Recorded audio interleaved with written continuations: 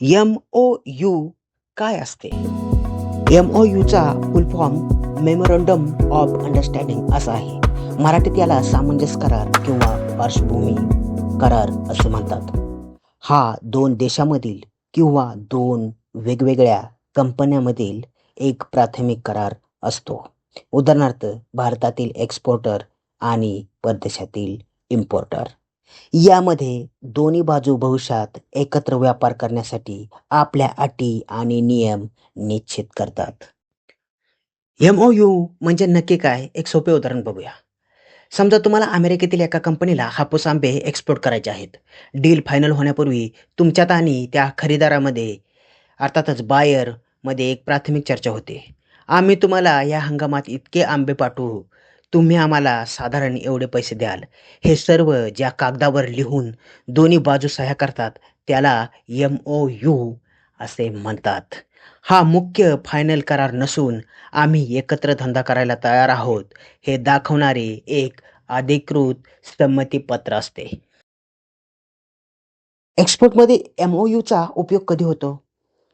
अर्थातच विश्वास निर्माण करण्यासाठी. परदेशातील नवीन खरेदीदार खरोखरच गंभीर आहे की नाही हे तपासण्यासाठी. नियम स्पष्ट करण्यासाठी. मालाची गुणवत्ता, पॅकेजिंग आणि अंदाजे किंमत याची आधी स्पष्टता व्हावी म्हणून.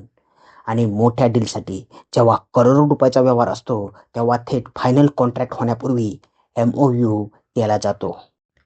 MOU आणि कॉन्ट्रॅक्टमध्ये काय फरक आहे?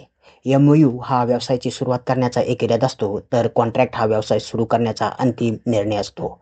MOU हा सामान्यतः कायद्याने बंधनकारक नसतो, म्हणजेच एखाद्याने ऐनवेळी नकार दिला तर कोर्टात जाता येत नाही. मात्र कॉन्ट्रॅक्ट हा कायद्याने पूर्णपणे बंधनकारक असतो. नियम मोडल्यास कायदेशीर कारवाई होते. MOU नंतर अंतिम कराराची म्हणजे कॉन्ट्रॅक्टची तयारी केली जाते आणि कॉन्ट्रॅक्ट नंतर थेट मालाची देवाणघेवाण आणि पेमेंट सुरू होते. एक्सपोर्ट करताना काय काळजी घ्यावी?